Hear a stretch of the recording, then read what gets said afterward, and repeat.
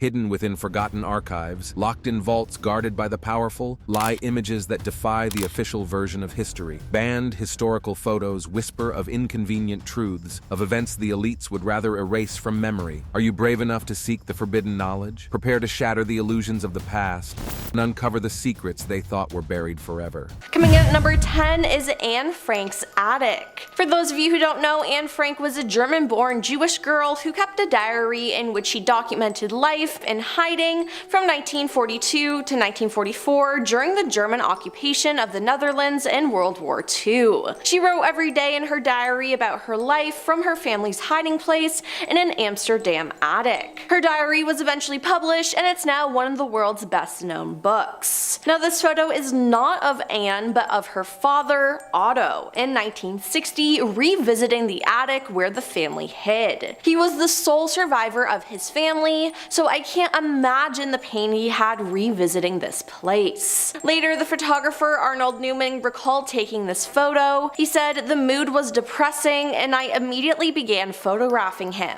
After a few moments, the Westertoren bells next door began to ring. Those were the bells that Anne wrote about. He suddenly broke down completely, weeping uncontrollably, and then so did I. We never met again. To this day, when I lecture or tell his story to people, I find I choke up. I still can't help myself." Number 9. An inmate at the Rab camp. The Rab camp was one of several Italian concentration camps, and it was established during World War II in July 1942 on the Italian-occupied island of Rab, now in Croatia.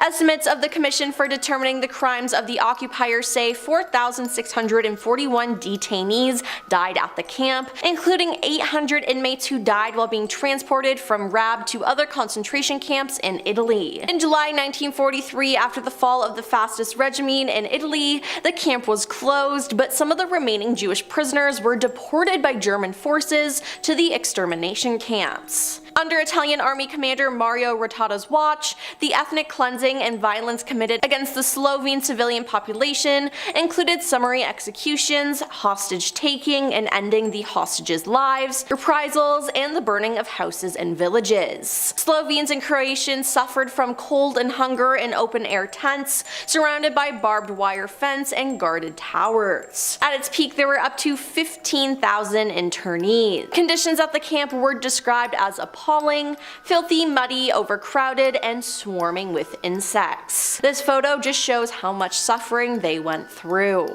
Number 8. A jail cell from the Salem witch trials. This makeshift jail cell truly brings out the horrors of the Salem witch trials. These trials were a series of hearings and prosecutions of people accused of witchcraft in colonial Massachusetts between February 1692 and May 1693. More than 200 people were accused, 30 people were found guilty, 19 of whom were executed by hanging. Now, women vastly outnumbered men in the ranks of accused and executed. It was in cells like this one that the accused witches spent their final moments before being executed. Now, it's just sad because we all know that this was just a scare and that they weren't real witches. Many of these women were suspected and chosen because they were simply unliked. Number 7. Pyramids on the moon. In 1972, this image was taken by Apollo 17 during its flight to the moon near an area known as Geophone Rock. NASA listed the image as blank, but after retouching the photo, you can see that it's not completely blank. Turning up the contrast, a pyramidal structure can be seen. So, what is it? Was it some malfunction of the camera, or is there actually a pyramid on the moon? NASA has never given a credible version of the issue, which has led to some speculations about what actually can be on the moon, hidden from the public. And listen, not to be a crazy conspiracy theorist, but maybe it is true that aliens built the pyramids on Earth as they look like they did it on the moon too. I don't know, but it gives you a lot to think about. While this eye looks like it may belong to a scary monster, it's actually a human eye. While rummaging through photographs that capture the devastating impact of the Hiroshima and Nagasaki, this photo emerged. On the 6th and 9th of August 1945, the United States detonated 2 atomic for the Japanese cities of Hiroshima and Nagasaki, respectively. The aerial bombings together ended the lives between 129,000 and 226,000 people. People, most of whom were civilians. When the Detonated at 1,900 feet above the city center of Hiroshima, the subsequent explosion caused temperatures of 10,000 degrees Fahrenheit to annihilate nearly everything within 1,600 feet of the blast zone. Almost anything and anyone within a mile was destroyed. And heat were so extreme that they bleached the city's exposed surfaces, except in places where an unsuspecting person shielded the building or sidewalk or bridge from the blast with their own body in their final moments alive. Now, this is what the eye of an victim plagued by an atomic rack looks like. While it had been a well-known fact that radiation causes cataracts in animals, the development of atomic cataracts in human beings was noted after the atomic in Japan. Now, it wasn't just this person who suffered from this, but many others as well. Number 5. The Babushka Lady. The woman in the brown coat, or the Babushka Lady as she was later called by the FBI, was very close to JFK when he was assassinated in Dallas. Traveling in a presidential motorcade through downtown Dallas, JFK was assassinated, hit once in the back and once in the head. Kennedy was taken to Parkland Hospital for emergency medical treatment, where he was pronounced dead 30 minutes later. Now, Lee Harvey Oswald was charged with Kennedy's assassination.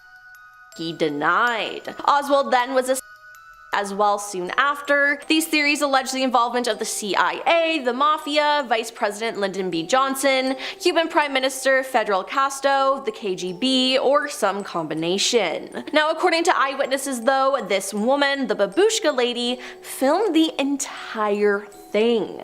It's thought that from her vantage point, she may have been able to answer some critical questions about what really happened that day. However, the FBI was never able to track her down, and no one has since been able to figure out the identity of this mystery observer. Number 4. Human zoos. Yes, you might have thought that zoos were strictly for animals, but once upon a time there were human zoos, which I personally find disgusting. Now, this photo was taken in 1904, where the US government imported 1,300 indigenous Filipinos from different tribes to display at the St. Louis Exposition in 1904.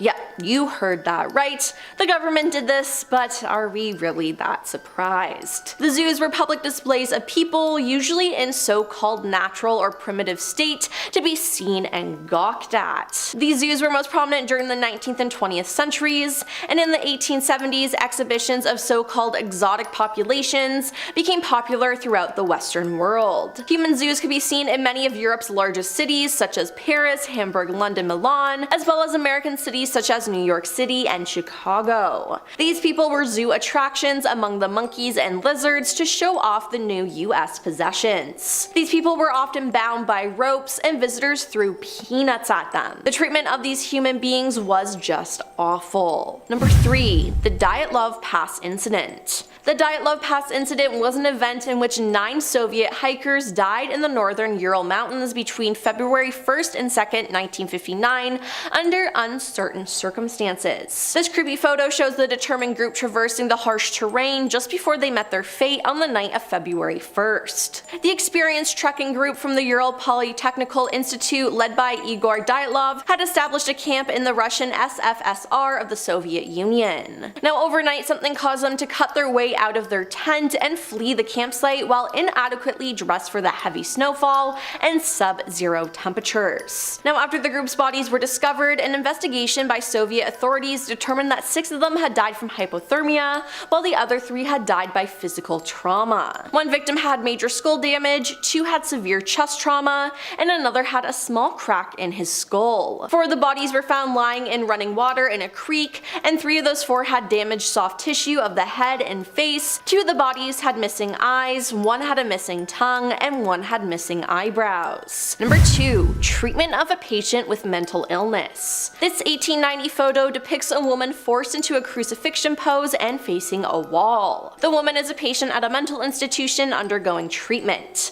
Now, believe it or not, forced standing was considered a legitimate part of treatment for mental illness in 19th century Germany. Now, back in the 18th and early 20th century, women were sometimes institutionalized due to their opinions and their inability to be controlled properly by a primarily male-dominated culture. There were financial incentives too, because before the passage of the Married Women's Property Act 1882, all of a wife's assets passed automatically to her husband. The men who were in charge of these women women, either a husband, father, or brother, could send these women to mental institutions, stating they believed that these women were mentally ill because of their strong opinions. These men had the last say when it came to the mental health of these women, so if they believed that these women were mentally ill, or if they simply wanted to silence the voices and opinions of these women, they could easily send them to mental institutions. This is what could have happened to this woman in that photograph. Now, besides standing, practices at these asylums were dark, as they had treatments that included restraints, isolation, electroshock therapy, ice baths, forced drugging, and even lobotomies.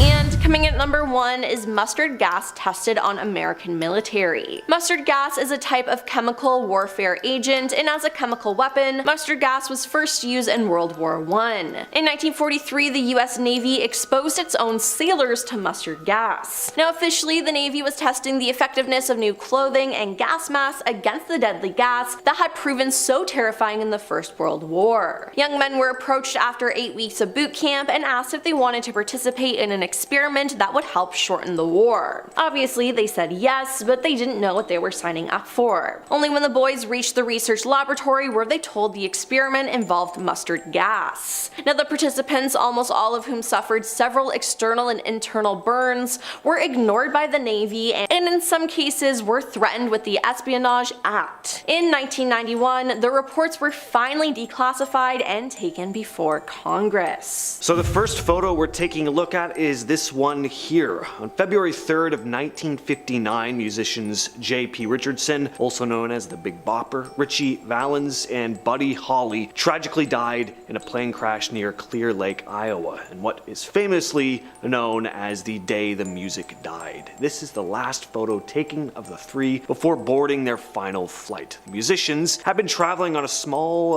Beechcraft Bonanza airplane, chartered after their tour bus broke down. The plane, piloted by Roger Peterson, took off from the Mason City Municipal Airport en route to Hector Airport in Fargo, North Dakota. The weather conditions on the night of the crash were poor, with a combination of snow, sleet, and fog, and despite these conditions, the flight took off anyway, and the plane crashed only a few minutes after takeoff, around 1 a.m., into a cornfield near Clear Lake. There were no survivors. If you like videos just like this, creepy paranormal stuff, cryptid stuff, ghost stuff, we got it all, so hit that subscribe button and don't miss out. Next on the list is the 1943 glider crash. This is the last photograph taken of William D. Becker, the former mayor of St. Louis, along with several other prominent men in the community, right after boarding a brand new Waco CG-4 glider, manufactured by William B. Robertson, also pictured here. This was going to be the first public demonstration of the aircraft taking flight. Spectators watched from Lampert, St. Louis Airport as the men boarded the glider, and what they didn't know was that they were witnessing the last moments of these men's lives. The glider was taxied by a plane to a runway for takeoff. They took flight, and once ready to allow the glider to glide, the towing cable was released. Almost immediately after the glider was released, though, something terrifying happened. Its right wing completely snapped off. Now, a wing snapping off of an aircraft spells disaster no matter what type of aircraft it is, but keep in mind these gliders were engineless, created specifically for the war efforts to be released like this and then glide down, usually into enemy lines. So now, completely on its own and missing a wing, there was no way for it to make a safe landing. It just plummeted towards the earth, crashing into the ground. All 10 men aboard died on impact. Next up, we have the death of Robert Overacker. Robert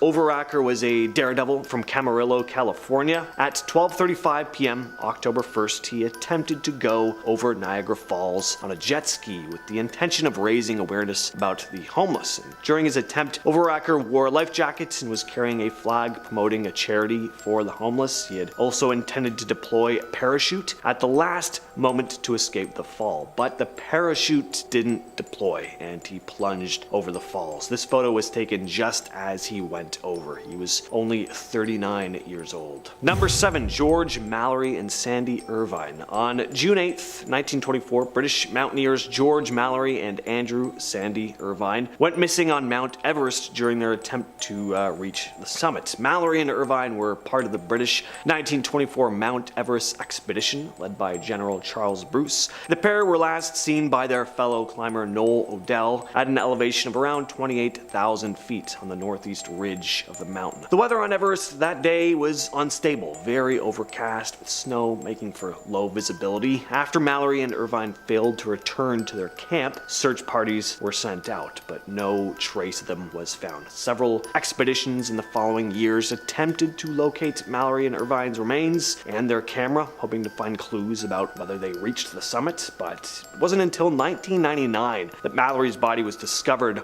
on the north face of the mountain. The last photo snapped of them was taken by Noel Odell right before they began their ascent. Japan Airlines Flight 123, a Boeing 747, crashed on August 12th of 1985, taking the lives of 520 of the 524 people on board. The crash was caused by severe structural failure, which led to a rapid decompression and loss of control. The last photo recovered from the crash site was taken by one of the passengers on the flight. In the photo, passengers can be seen wearing oxygen masks. The accident was caused by the rupture of the aircraft's rear pressure bulkhead, which separated the pressurized cabin from the unpressurized tail section. The bulkhead had been improperly repaired after a tail strike incident 7 years earlier. The failure of the rear pressure bulkhead led to a sudden and explosive decompression inside the cabin. Decompression caused damage to control cables and systems, making it almost impossible for the pilots to maintain control of the plane. The craft eventually entered a rapid descent and crashed into a mountain range. There were actually more than 4 passengers who survived the initial crash, but they died after several hours waiting to be rescued. Japan Airlines Flight 123 crash is one of the deadliest single aircraft accidents in aviation history. Number 5, Snake Man. This is the last photo taken of Ali Khan Samsudin. He was known as the Snake King after he spent 12 hours a day for 40 days living with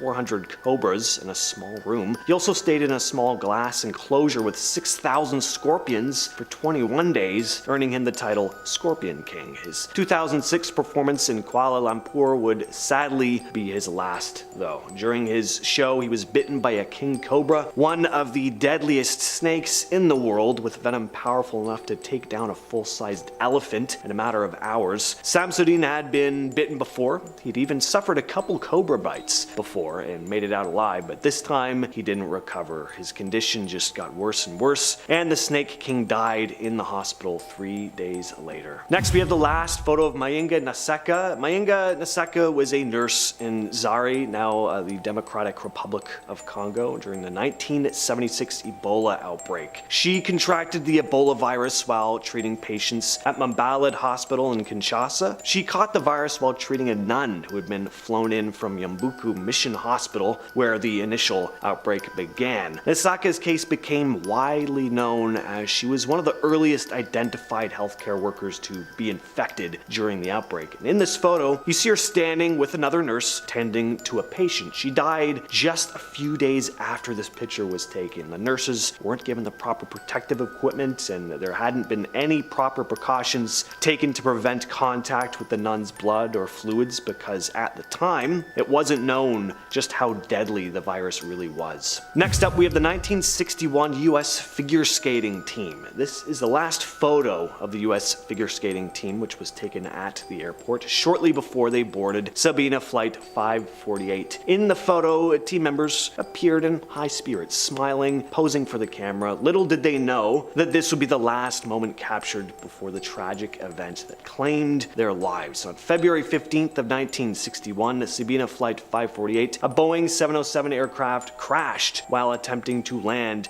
at Brussels Airport in Belgium. The plane was carrying the entire team along with coaches, officials, and other passengers. The crash resulted in the tragic loss of 72 people on board. The cause of the crash never been 100% determined, but the most likely cause was a failure in the plane's flap system combined with poor weather conditions. The pilot struggled to maintain control during the landing attempt, leading to the deadly accident. Alright, next up we have the last photo of Christopher McCandless. On September 6th, 1992, the decomposing body of Christopher McCandless was found in a bus he had been living in just outside of Denali National Park in Alaska. McCandless had embarked on a journey to leave civilization behind and live off the grid. He spent 113 days living off the land, using the bus as his shelter. His journal entries were discovered, and it was likely he died about 19 days before his body was discovered. After living in the bus for over 3 months, McCandless finally decided he was going to try and make his way back to civilization. But this was unfortunately not going to be as easy as he thought. The river he had crossed to reach the bus was now much higher and swifter than it was when he first ventured in. He decided to turn back, left an SOS note on the bus reading, "Attention possible visitors, SOS, I need your help. I'm injured, near death, and too weak to hike out. I'm all alone. This is no joke. In the name of God, please remain to save me. I'm collecting berries close by and shall return this evening. Thank you, Chris McCandless." McCandless succumbed to starvation while waiting for help that never arrived. When his body was discovered, he appeared extremely gaunt, reportedly weighing only around 60 pounds at the time of his death. And finally, we have Princess Diana. This photo was taken by paparazzi in August of 1997 in Paris. Pictured here is Princess Diana, Dottie Fade, her driver Henry Paul, and bodyguard Trevor Rees-Jones, right before a fatal car accident. Rees-Jones was the only survivor. Princess Diana and Dottie Fade were in a romantic relationship. They had been vacationing together in the French Riviera when they were pursued by paparazzi. As they left the Ritz Hotel in Paris, their car was chased by paparazzi photographers on motorcycles trying to capture images of the couple. In the Pont d'Alma tunnel, the car lost control and slammed into a concrete pillar. The impact of the crash was severe, leading to the deaths of Princess Diana and the other two in the car. Of course, the bodyguard did survive though. The aggressive pursuit by the paparazzi was widely criticized. Some people blamed them for indirectly causing the accident due to their relentless chase, something that I definitely agree with. I hate paparazzi. Like, just come on, get a real job, honestly. Starting us off at number 10, Moko Makai. Long before the interference of European colonists, the Maori people of New Zealand showcased status through a practice called tamoka, which are facial tattoos. These tattoos not only marked a rite of passage, but also signified rank, lineage, and occupation, and were a highly respected and sacred practice. Now, when someone with Moko passed away, either naturally or through battle, they would sever the head from the fallen body and preserve it by boiling it, smoking it, drying it out, and finally dipping it in shark oil. If the person had been killed by a warring tribe, it was kept as a trophy. However, in other cases, families would keep the heads of their fallen loved ones, treasuring them and only bringing them out for sacred ceremonies. Now, the reason I say all of this is because at first glance, you kind of assume that this guy sitting in front of all these mummified heads was the one to have been responsible, but that's not the case. This man here, Major General Horatio Gordon Robley, served with the British Army during the 1860s and was but one of the soldiers to pillage and steal the heads right out from under Maori people. Disgustingly, he then tried to sell the stolen artifacts back to the New Zealand government. However, they ended up being displayed at the American Museum of Natural History instead. Coming in at number 9, remains of an astronaut. Infamously known as the man who fell from space, Vladimir Komarov was a famous Russian astronaut, or cosmonaut as they were called, during the Cold War space race. In 1967, he embarked on a crazy mission that, although he was completely trained to complete, was ultimately rushed. Allegedly, the spacecraft had a multitude of structural issues, and despite engineers warning the Soviet officials that the craft was not ready, they continued with the mission as planned. So Vladimir took off and made his way up into the eternity of space, and even executed 16 orbits around Earth. But along the line, something went awry with his mission, so he was instructed to make his way back down to Earth. However, things went south upon trying to re-enter the Earth's atmosphere when his parachute would not engage, and Vladimir plummeted back towards the Earth, crashing in a horrific explosion. Rumor has it that while he was plummeting to his fate, he was screaming at the Soviets for forcing him to do this mission. All that remained of him is what you see here. Next up at number 8, radium girls. After its discovery in 1898, radium quickly became one of the hottest things on the market. By 1914, the United States Radium Corporation began developing a special glow-in-the-dark paint using radium, which was mainly used for watches they would send off to soldiers during the war. However, the corruption began after they started hiring young female workers to use said paint to make these radium dials, but despite having an understanding of the harm it could inflict, they did nothing to warn these women, nor did they provide them physical protection from the substance. In fact, they actually assured them that the paint was harmless, and more so, instructed the women to make a point out of the brushes with their lips to keep the fine tip for the watches. So the women in each facility began unknowingly ingesting copious amounts of radium, and the process became known as lip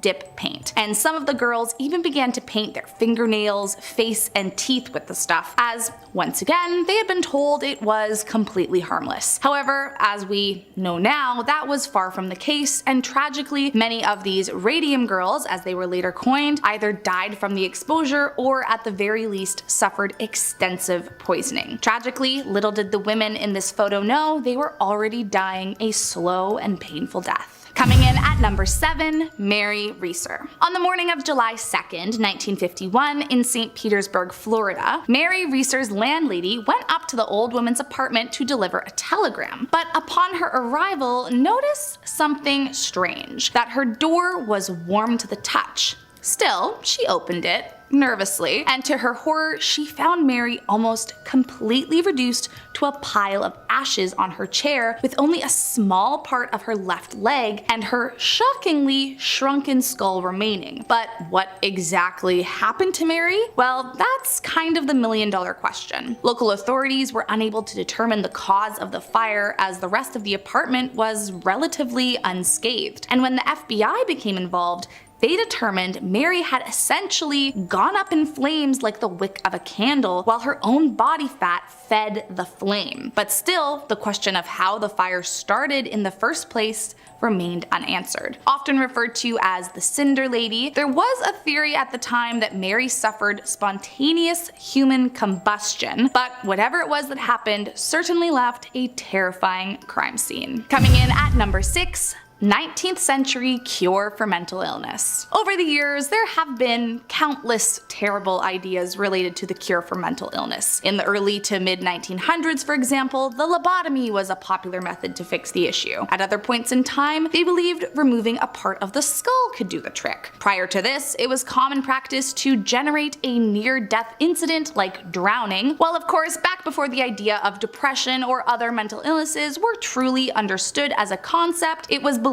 to be a demon, and a good old exorcism was the way to go. However, there is one practice I had never even heard of until I saw this photo from 1890. As you can see here, this photo shows a woman being held up in a sort of crucifix pose and forced to face a wall. And after doing a bit of deep diving, it turns out this was a pretty standard practice in mental institutions in the 19th century. At the time, it was believed that this could cure what they referred to as insanity, although I don't know how any of these people thought forcing someone to stand while being chained up and staring into nothingness was going to help them feel better. I mean, if I didn't know any better, I would think this was some kind of evil prisoner. Just goes to show how corrupt and cruel asylums were back in the day. Coming in at number 5, the last public guillotine. I don't know about you, but I am always shocked when I remember that the last public execution via guillotine was in 1939. It just feels so medieval that I can't believe there are people alive today who could have witnessed such a thing happen. The man facing his death was named Eugene Weidman, and to be fair,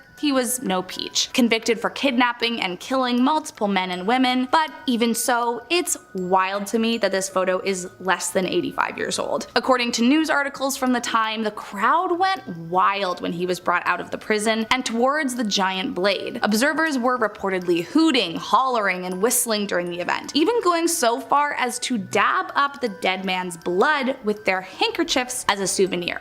After the event, authorities decided that what had long been intended to serve as a deterrent for bad behavior had turned into a rowdy, gladiator-type fest, and so France ultimately decided to outlaw public execution entirely. And speaking of people we know that witnessed such things, famous actor Christopher Lee, who played Saruman in Lord of the Rings, was apparently at this very execution. Coming in at number 4, hotel manager. At first glance, it's a bit tricky to tell what's going on in this photo. However, after doing a bit of searching around, the story behind it all is much darker than meets the eye. Taken during the civil rights movement of the 1960s, this image you are seeing here shows a group of both black and white folks enjoying a dip in the pool while the hotel manager is pouring some kind of liquid into the water. Now, before I get into what's happening in this photo, let me first explain what happened 7 days prior. So remember, at this time, segregation was still in full swing, and this hotel was whites only. Reportedly, a week before this photo was taken, Martin Luther King Jr. was arrested for trespassing at this very hotel after being asked to leave from its segregated restaurant. Now, there were some people staying at this hotel who, rightfully so, thought this was not okay, and so the white guests invited black people to join them in the pool as their guests in an attempt to protest the segregation of the facility. However, the manager, Jimmy Brock, was not a fan of this protest, and in this photo here, you'll see he's pouring a bottle of hydrochloric acid into the pool to scare away the swimmers. Again, just another thing to add to the long list of atrocities committed to people of color in our world. Coming in at number 3, Blanche Monnier. Born in 1849, Blanche Monnier was a well-respected French socialite from a conservative bourgeoisie family. Acclaimed for astounding beauty, by her early 20s there were plenty of suitors who fancied her hand, and by 1876, at the age of 27, she finally found a man who she wished to marry. However, the man in question, a penniless lawyer, was not to her mother's liking, and so in a fit of disapproval, her mother decided to lock her daughter in a tiny dark room in the attic of their home, where poor Blanche remained hidden from sunlight and humanity for the next 25 years of her life. Now, beyond the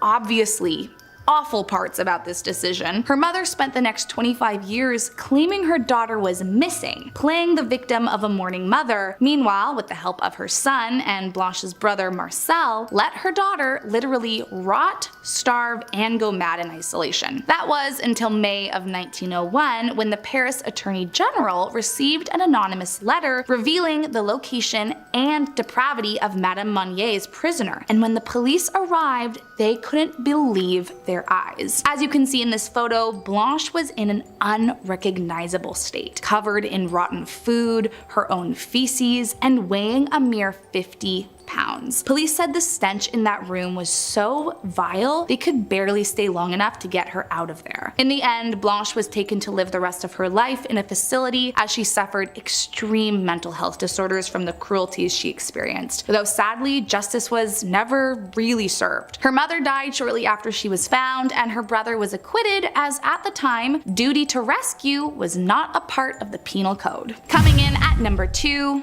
rings. Starting in 1933 up until the end of World War II, we are all very well aware that the evil German party operated more than 1,000 camps and inflicted some of the most cruel, inhumane, and diabolical acts on millions of prisoners, especially targeting the Jewish population. Now, while this is by no means the most awful photo depicting this period in time, it does however showcase the gravity in a new light. This photo, dating back to May 5th, 1945, shortly after the defeat of the dictatorship, US troops stumbled across this giant box of wedding rings prisoners were forced to remove so that the party could repurpose the high quality gold. Among these rings, they also found watches, eyeglasses, gold fillings that would have been extracted from the prisoners' teeth, and precious stones. And so while this photo may look rather innocent compared to some of the others on this list, it is in fact anything but. And last up in our number 1 spot, human zoos. It's no secret that humanity has done some incredibly messed up and cruel things through the years. war, genocide, slavery, to name a few. However, this photo dating back to 1904 shows yet another mind-boggling atrocity. As you can see, this photo shows what used to be an actual attraction at the Coney Island Zoo in the early 20th century: imprisoned Filipino people, which is beyond disgusting. Apparently, these attractions began in the late 19th century and were very popular up until the mid-1950s, as the Western world was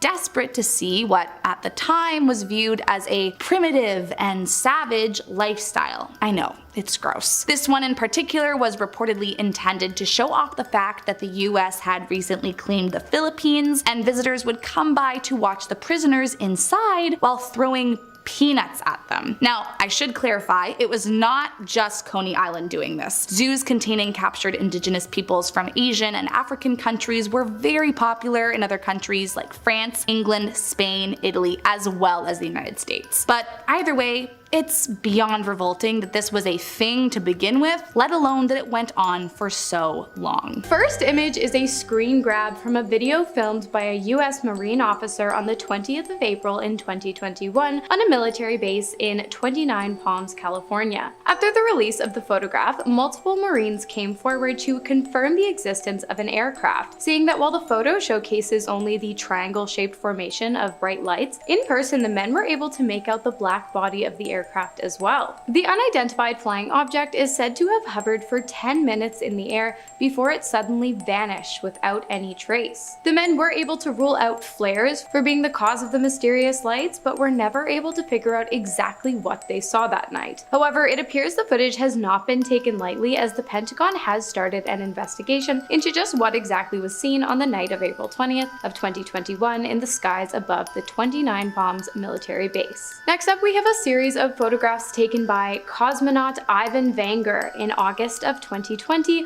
whilst aboard the International Space Station that appears to depict 5 unidentified flying objects flying at the same speed while maintaining the same distance between each other as well as their surroundings, moving in a straight line just above the Earth's curved horizon visible in the night sky. Vangar, both surprised and curious, took to Twitter, now named X, to share the footage in hopes of getting some clarity as to exactly what he was looking at. In an exciting unfolding of events, his tweet was picked up by the Russian space agency Roscosmos, and a spokesperson revealed that experts were in fact studying the video in an attempt to determine what exactly Vangar had managed to capture. Did you guys know that Japan was a major hotbed for UFO activity? Because I didn't. But apparently the Pentagon does? In fact, UFO sightings are so common in Japan that its military has reportedly ordered all pilots to disclose any and all identified flying objects directly to the Japanese government. Not only that, but Japanese self-defense forces have also undergone extensive training in relation to UFO sighting protocol. To date, 6 alleged encounters between pilots and UFOs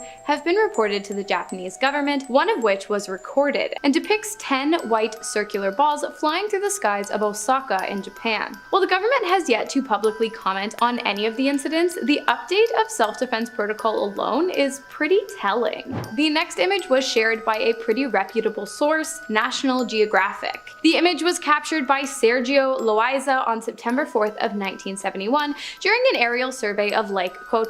Everything seemed pretty normal until the photos were taken back to Loaiza's development lab, where he noticed something very strange. A metallic flying aircraft, estimated to have a diameter of 160 feet, was located in the corner of one of the photographs. When he presented the photos to his superiors at the National Geographic Institute, they shut him down quick, forbidding Sergio as well as his colleagues from sharing any information of what they had seen that day. In 1979, however, the photograph was leaked, and the object that appeared in the image was officially classified as an unidentified flying object. In 2021, the existence of the object was again confirmed after the original copy of the photograph was scanned, and it was revealed that the UFO's presence was more than just a scratch on the lens or a piece of dust in the wind. So what do you think it was? Let us know in the comments. Next Next up, we have footage that comes to us straight from the declassifieds. Remember how I told you at the beginning of the video that the government quite literally copped to the fact that they have been hiding the existence of UFOs for years? Well, they did, and they came with receipts. On the 15th of January in 2023,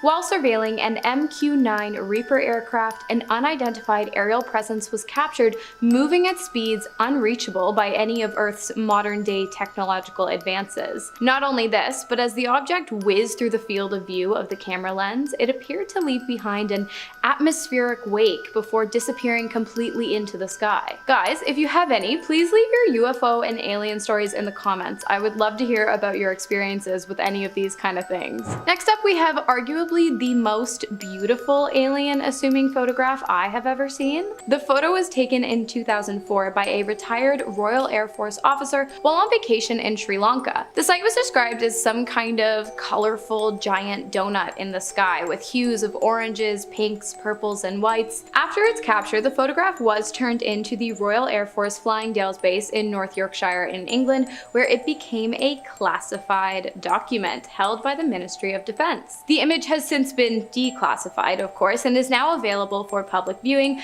but there is still a lot of mystery surrounding the photo as well as the photographer, as his identity, along with any other information regarding the incident, is pretty much non-existent. I mean, come on, it's a giant glowing light in the sky. You're really telling me no one else saw this and that there's no other information out there other than the fact that the photo exists? Oh, yeah, and not only that, but it was deemed classified by the British Ministry of Defense, so I'm thinking there's something else going on here. Okay, I bet you didn't know that another major hotbed for extraterrestrial, UFO, and unidentified aerial phenomenon activity was Brazil. I mean, I did, but maybe you didn't. In fact, this kind of thing is so popular in Brazil that they have an annual day of recognition for these sightings known as the Night of the UFO, which came to be after a major event took place in 1986. On the night of May 19th, a series of unidentified flying objects were seen in the skies of Brazil, and even more non-visual objects were detected via radar across the skies of 4 Brazilian states. Of course, at this time, any and all knowledge the government had on the event was extremely classified. In May of 2012, however, Brazil's Freedom of Information Act went into place, after which the public demanded the release of all the documents relating to the incident. The government complied, and not only released written documents of the events, but also a series of photographs depicting strange activity within the skies above Brazil. Although the images of what appeared to be nothing more than squiggles and clouds of smoke didn't provide much clarity, a statement made by the Minister of Aeronautics did. He said, "This command is of the opinion that the phenomena are solid and reflect, in a certain way, intelligence, due to the ability to follow and maintain a distance from observers, as well as to fly information." After this statement was made, the Brazilian government has still not been able to confirm exactly what took place the day the Night of the UFOs was born. Next, we have a photo taken in 1990 by 2 Scottish chefs who were working in a hotel near the area in which the photograph was taken. After a long day of work, it appears the 2 men had decided to take a hike in an attempt to blow off some steam. While this walk wouldn't end up being incredibly relaxing, it would be wildly exciting, as not long after the 2 men had set off on their journey along the Calvine Scottish countryside, they noticed something hovering above them in the sky. The object was not one that either of the men could identify, and so they pulled out their cameras in an attempt to document the 100-foot flying aircraft instead. The photos, which have been analyzed and show no signs of manipulation,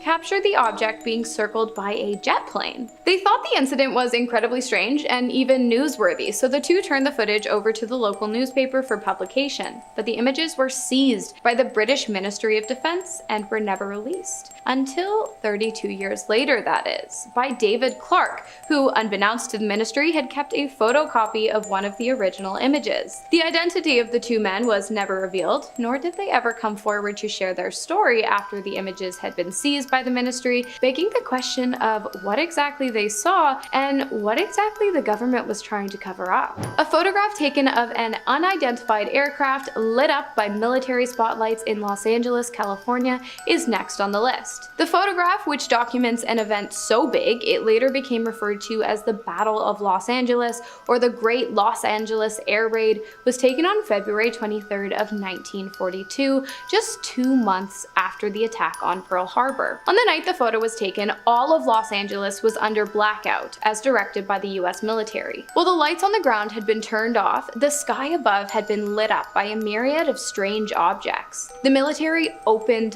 fire, and onlookers stood absolutely stunned as 1,400 rounds of ammunition appeared to have no effect on the unidentified flying object. Smoke filled the sky, and when it cleared, not a single craft was to be found in the sky or on the ground. Shrapnel that appeared to have ricocheted off the target resulted in the death of 5 civilians. Furthermore, 3 were killed in car accidents due to the chaos of the event, and 2 more of heart attacks due to the stress of the 2-hour-long attack. And finally, we have a handful of screen grabs from a video taken by Lieutenant Commander Alex Dietrich whilst flying an 18F Super Hornet fighter jet over the Pacific Ocean near San Diego during a training mission for the United States Navy. The footage, taken in November of 2004, was captured after Dietrich was asked to investigate a suspicious object that had been seen dropping from 80,000 feet down to the surface of the ocean and then vanishing. When Alex and their colleague arrived on the scene, the ocean's surface, where the object had been reported,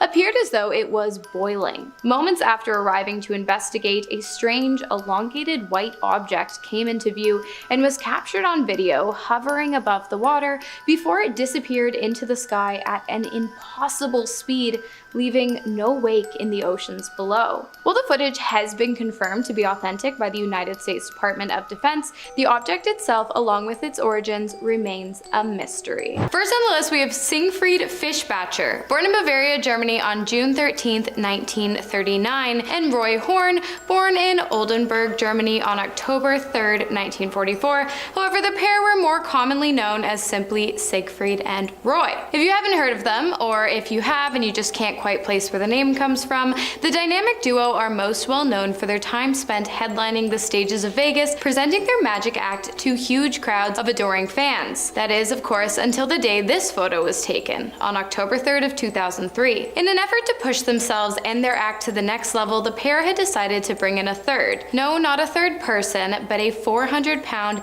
7-foot-long Siberian tiger, affectionately referred to as Manticore. Well, actually, Roy had adopted the tiger as a cub, but by the time the incident occurred, it was massive. On the night of October 3rd in 2003, the trio was ready to go and began their performance under the bright lights of the big city. But unfortunately, the performance was cut short, as just minutes after this picture was taken, Manticore began to stray away from his performance, seemingly interested in the person sitting in the front row of the show. Roy placed himself between the giant animal and the crowd, commanding the tiger to turn around and go back to the act, but instead the animal refused. An altercation began, during which the tiger clamped its jaws forcefully around Roy's neck and dragged him 30 feet off stage as the crowd watched in horror. Eventually, they were able to remove the animal, and Roy did later recover from his injuries, but unfortunately the show did not. Roy maintained that the tiger did not attack him, but instead that the performer had suffered a stroke and that the animal's only intention was to bring him to safety. Next, we have the final moments of Carl Williams, depicted in a CCTV screen grab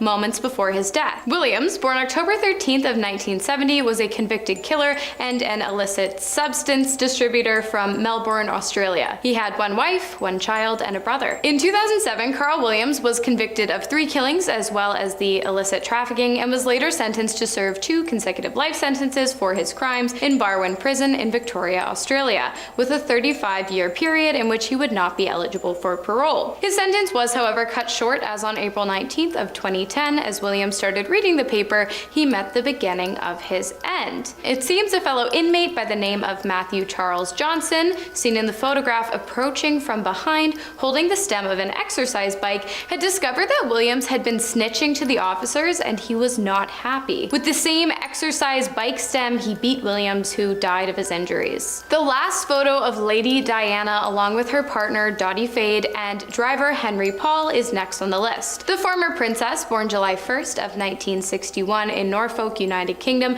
lived to be just 36 years old before she met her end in a car crash on August 31st, 1997. There have been multiple theories as to what caused the crash that took the lives of Diana, Fade, and Paul, but the three most popular are probably that it was 1. An accident caused by paparazzi flash blinding the driver, causing him to crash. 2. That the driver, Henry Paul, had been struggling with substance abuse and lost control of the vehicle due to being under the influence. And 3. That the crash was a cover-up, constructed by the royal family after the separation of Diana and former prince, now King, Charles. It has been speculated that Lady Diana was survived by a daughter she had previously hidden from the public, but this was never confirmed. Even after her death, many continue to recognize her regality, with a large amount of the British population even affectionately referring to the maiden as the People's Princess. Next, we have Jane Wicker, the Plane Dancer, also known as the ballerina in the sky. At the age of 44, Jane was at the top of the game in the extreme sport of wing-walking daredevil entertainment. On the 22nd of June in 2013, the mother of two, along with her pilot,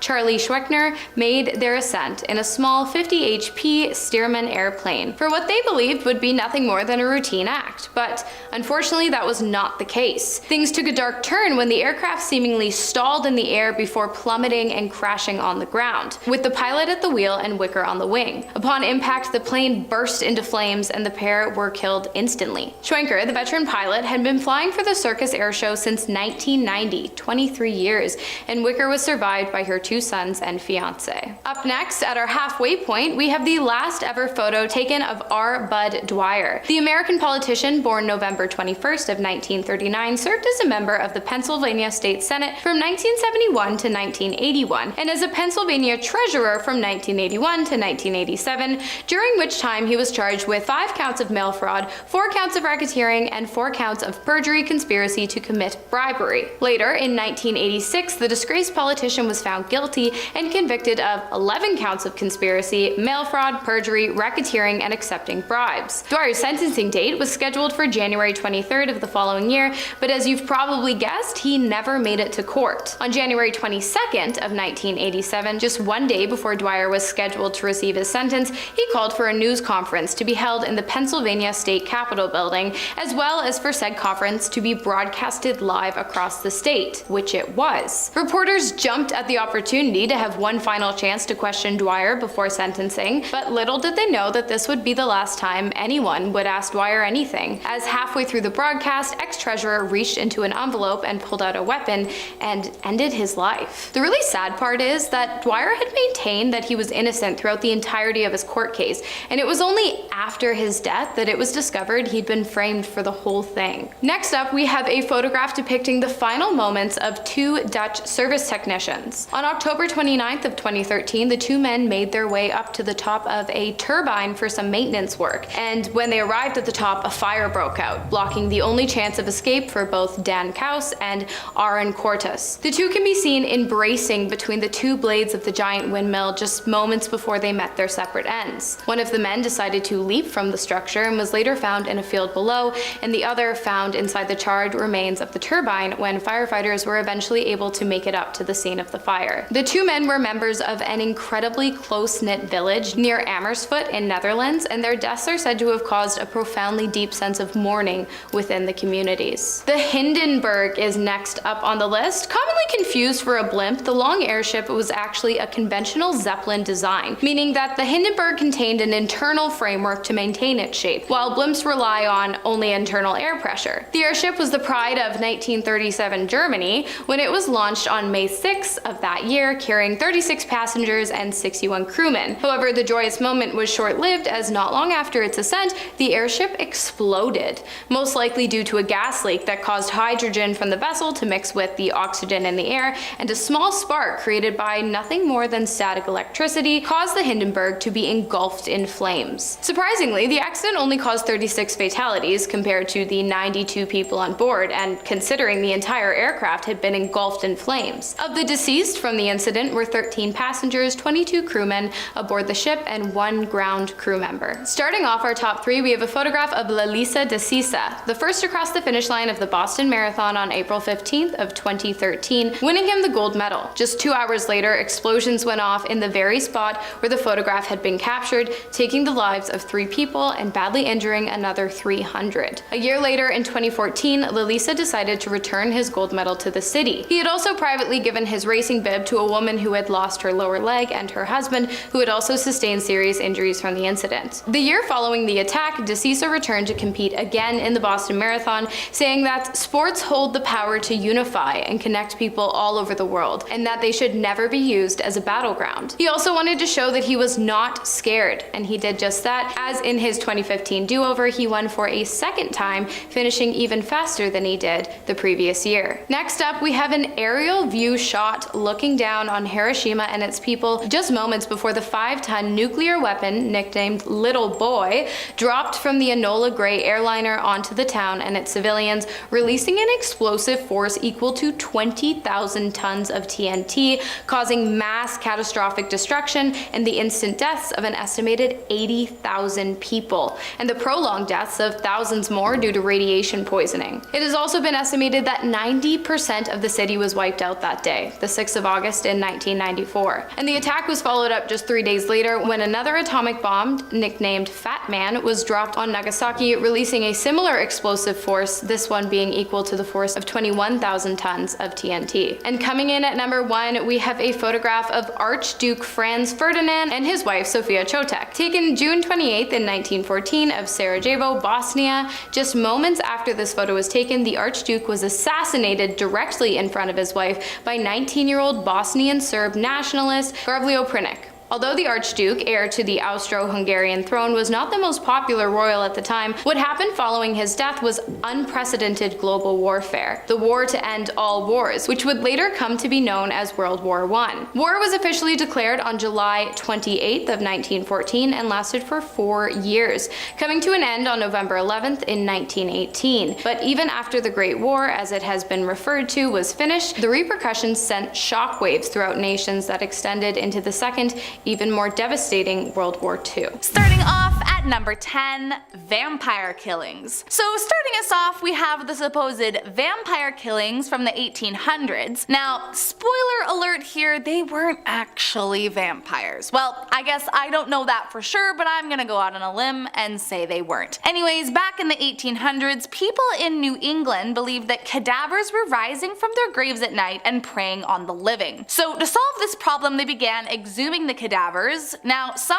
kept it simple and just turned the cadaver face down, but others jumped to more extreme methods like ripping the bones apart and rearranging them, or burning the deceased person's heart and inhaling the smoke. Apparently at the time, it was believed inhaling the smoke cured tuberculosis, though I can only imagine it made matters much worse for them. Some towns were so into the ritual that they would even hold festivals during the process and celebrate the exhumation and subsequent destruction of the corpses altogether. So while it was incredibly unsettling, they did truly believe they were vampires haunting them in the night, so I guess it gave them some peace of mind. Next up at number 9, dentures. While today dentures are made from composite resin or sometimes porcelain, during the 18th and 19th centuries, of course, those materials weren't available. But as you can imagine, people were still losing teeth at an even higher rate due to the high sugar diet, attempted teeth whitening, which was really just wearing away their enamel instead of brightening it, and the overall lack of knowledge around hygiene. So dentures were still needed and wanted by many. So what was their material of choice? Well, for the easiest and most profitable route, many would acquire the teeth from dead bodies. Although if you had some money, you might be able to afford dentures made from ivory. Other materials were sometimes the teeth of animals or wood, but honestly, I think we can all agree that none of those sound like terribly sanitary options, considering professional physicians at the time weren't sterilizing instruments, and some didn't even believe in disinfecting prior to surgery. Next up at number 8, stained glass. If you walk into just about any old church, you'll notice the walls are decorated with beautiful stained glass. But what might surprise you is that in some of the particularly older pieces, there is a strange ingredient that helps it all come together. In 1112, a German monk wrote about the process process of creating the beautifully colored glass, and as he detailed, it starts off, innocently enough, adding sand and potash at a high temp until it becomes molten. From there, they'd add a stabilizer before coloring the glass with different metallic oxides like copper, cobalt, and gold. But once the glass was cooled and shaped, the small details were added by paint. They made the paint usually from lead or copper and would then suspend it in urine. So quite literally, some of those old stained glass windows were painted with pee paint, which I mean kind of just makes me giggle if I'm honest, but it is definitely a weird ingredient to think about being in paint. Coming in at number 7, leather-bound books. Nowadays, it's unusual to even find real leather on anything, but once upon a time, the leather on books wasn't even from cows. It was from people. Called anthropodermic bibliopegi, the books were made in a similar way as they would now, but obviously with one huge difference. They used human skin instead of an animal. While there are actually only 18 confirmed books of its kind that still exist, we have no idea just how many there could have been all those years ago. Allegedly, the books were usually made from executed convicts, and during the French Revolution, there were rumors that a tannery for human skin was established outside of Paris. I mean, it kind of gives me the willies to think about it, and I'm just glad we've moved on to a different material to bind our books today. Next up at number 6, Minnie Dean. Wilhelmina Dean, or Minnie as she was often referred to, was a nanny in New Zealand during 1880 and was a well-known caretaker in her town. But something was off with the woman, and soon she began having quite the dark spot on her name and career. In 1889, one of the young people under her care suddenly died, as if out of nowhere, and initially it was viewed as a freak accident, but 2 years later the same thing happened again. Now, with 2 minors perished under her care, police decided to investigate further into the matter. After a bit of sleuthing, it was concluded that under Minnie's care, the 2 minors were as she was attempting to take out life insurance on them. Police immediately took the remaining young boy in her care, finding it in dirty clothes and drinking curdled milk. By 1895, the investigation into her crimes continued, and she was spotted trying to flee on a train with another victim in her arms. And when police searched her house, they found 3 more covered up victims. Eventually found guilty for all her crimes, she was the first and only woman ever hanged in New Zealand. Next up at number 5, radiation test subject. In 1999, a man named Hisashi Uchi was a power plant technician, and he became known for being exposed to the highest amount of radiation of any human in history. While working at the Tokamura nuclear power plant, after a lack of safety protocols, improper training, and just an overall pressure to meet deadlines, Uchi and his coworkers made a terrible error. They mistakenly mixed an incorrect measurement of radioactive materials into the wrong tank, and as you've probably figured out, it caused a near fatal burst of gamma rays. Hisashi, who happened to be the closest to the incident, was brutally injured and sent to the hospital. Once he was there, it was discovered he had no more white blood cells, so essentially meaning that he had no remaining immune system. And despite being in intense pain with a rapidly deteriorating condition, doctors kept him alive under the family's request. So for 83 days, Uchi remained alive, being used as a test subject for experimental radiation treatment by the doctors, which, I mean, in their defense was the request of the family, but still, he endured several cardiac arrests, lost all of his skin, and suffered brain damage as well as organ failure. One of the last things Uchi ever said was, quote, "I can't take it anymore, I'm not a guinea pig." And then finally, one more cardiac arrest released him from his torture. Coming in at number 4, mumia. Most widely practiced between the 12th to the 17th century, although there were a few cases in the 18th century that pop up, mumia was widely used as a means of medicine in many European countries. Now, if you can't tell by the name, mumia is Creepily, just as it sounds, the use of human remains to fix a living person's ailments. It was believed by many of the top physicians at the time that ingesting certain remains prompted the medicinal power of the mummy and could cure things like coagulated blood, pain, coughs, inflammation, cramps, and even heal open wounds. Now, they didn't just sit around eating the carcass directly. Instead, they would either grind the bones into a powder and drink it from there, or drink an extracted liquid from the embalmed individual. In fact, it was so popular at one point that it's believed the reason there are so few mummies these days is because of the high demand of flesh at the time. Coming in at number 3, James Jameson. One of the heirs to the Jameson whiskey family fortune, Jameson considered himself to be an adventurer of sorts and often traveled to far-off lands, detailing the trips in his diary. In 1888, Jameson decided to head out to explore the Congo, and while there he wrote about and demanded some gruesome things from the locals. So before beginning this expedition, Jameson discovered that the area he was visiting was known to have a population that participated in the eating of other humans. Apparently, Jameson set out to witness it firsthand, which, I mean, why was that his dream? A little suspicious if you ask me, but I digress. According to Asad Farhan, who was his translator for the trip, Jameson bought a girl from a trader of slaves for a few handkerchiefs and gave her over to the tribe to be. Allegedly, he didn't pay the tribe directly, but in a roundabout way, he did sort of pay to have this girl.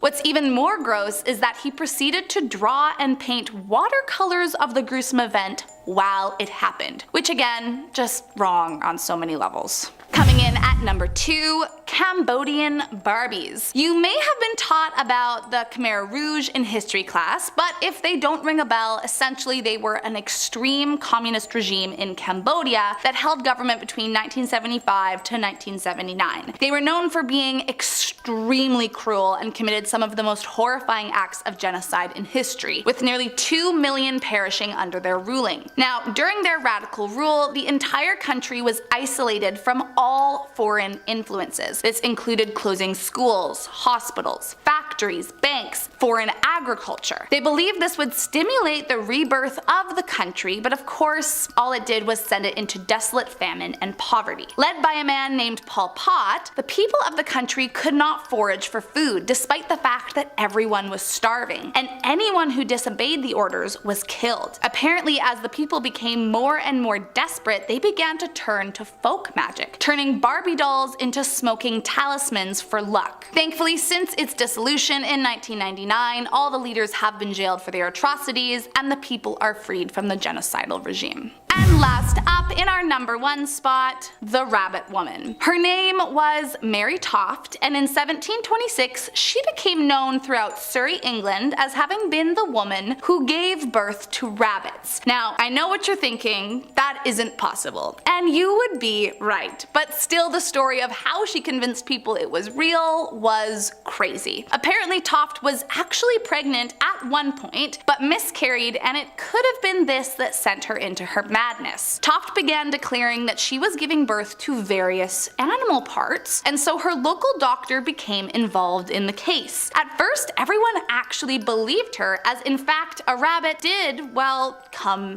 out of her. And with a doctor backing up her claims, the king and his royal surgeon got involved. Unlike her local doctor, the king's surgeon was skeptical, and after discovering corn inside the stomach of one of the rabbits and hay in their droppings, it proved the animal hadn't developed inside Mary. Eventually, Mary Toft admitted to the hoax and explained that she had manually inserted the animals inside her to make the delivery as realistic as possible. She was immediately imprisoned for fraud, and the medical community was ridiculed for having been fooled.